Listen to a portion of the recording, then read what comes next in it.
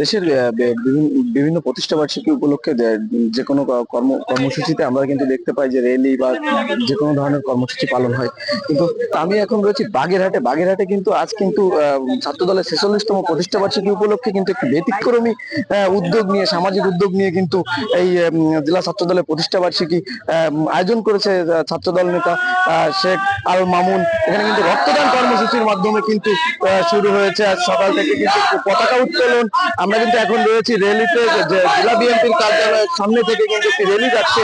আমরা যদি একটু কথা বলি জেলা ছাত্র দল নেতা যে শেখ আল মামুন রয়েছে, তার সাথে যদি আমরা একটু কথা বলি। বিসমিল্লাহির রহমানির রহিম। বাংলাদেশ জাতীয়তাবাদী ছাত্র দলের আজকে 46তম প্রতিষ্ঠা বার্ষিকী উপলক্ষে বাগেরহাট জেলা ছাত্র দল সকালে দলীয় পতাকা এবং জাতীয় পতাকা উত্তোলন করেছে, একই সঙ্গে স্বেচ্ছায় রক্তদান কর্মসূচি পালন করেছে। এখন জেলা ছাত্র দল শহরের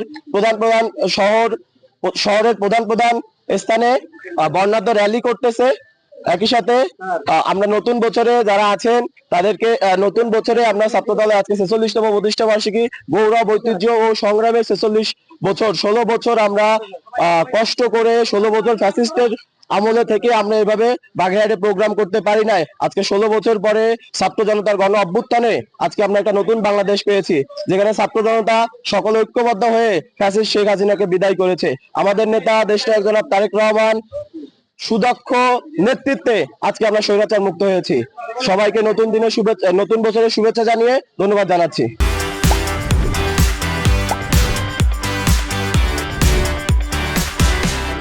যেমনটি শুনছিলেন, আমরা কিন্তু এর আগেও দেখেছি যে ছাত্রদল নেতা শেখ আল মামুনের মাধ্যমে কিন্তু বিভিন্ন ধরনের সামাজিক কর্মকাণ্ড আগেও হয়েছে, যেমন বৃক্ষরোপণ ও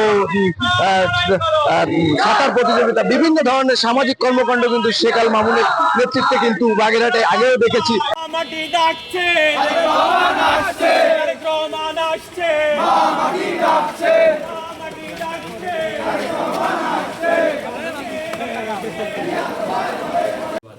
আমরা সবাই জানি সততার সাথে, নিষ্ঠার সাথে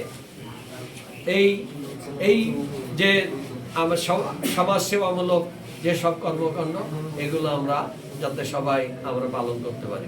শুধু তাই না, ছাত্রদের যে মহান উদ্দেশ্য, আপনারা সঠিকভাবে লেখাপড়া শিখবেন, সঠিকভাবে নিজেদের চরিত্র গঠন করবেন, নিজেদের আত্মশুদ্ধি হবে, নিজেদের ইমানের দিকে আপনার ইমান যাতে সুন্দরভাবে আমরা গড়ে তুলতে পারি, সেদিক দিয়ে আমরা সবাই সচেষ্ট হব।